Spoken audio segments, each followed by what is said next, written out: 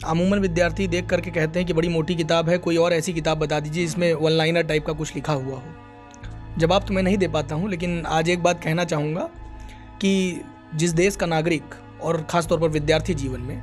कोई व्यक्ति किताबों को देख करके उसके भार के आधार पर, उसके अतिरिक्त पन्नों के आधार पर अगर उसकी काउंटिंग करता है तो मुझे लगता है कि उस देश का विकास अब अवरुद्ध होने वाला है। तो अगर आपके मन में कुछ ऐसा चलता हो तो मैं आपसे हाथ जोड़ के विनती करूंगा कि आप किताबों के भार के आधार पर, मोटे पतले होने के आधार पर नहीं, उसमें लिखे हुए ज्ञान के आधार पर उसको आंकिए और ज़रूर पढ़िए, इसके बिना कुछ नहीं। देखिए विवेक सर क्या कहना चाह रहे हैं, आप जानते हैं विवेक सर एक बात कहना चाह रहे हैं ये पूरी लाइन के माध्यम से कि ये जो आपका अप्रोच है मोटका राष्ट्रपति पतरका राष्ट्रपति वाला, इसको बदलिए, इस अप्रोच से बाहर आइए। इनके कहने का अर्थ ये है कि बाज़ार में बहुत सारी किताबें हैं जो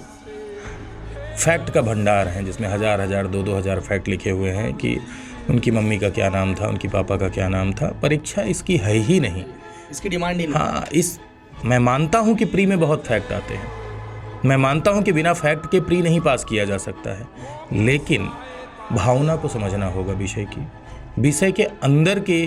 जो कॉन्सेप्चुअल अप्रोच है उसको समझना होगा, उसके साथ न्याय तभी होगा। बिल्कुल।